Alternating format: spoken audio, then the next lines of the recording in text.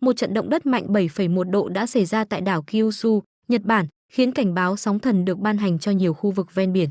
Rung chấn mạnh được cảm nhận trên khắp tỉnh Kumamoto và các khu vực lân cận khi hệ thống cảnh báo khẩn cấp được kích hoạt, người dân được yêu cầu nhanh chóng sơ tán đến nơi an toàn.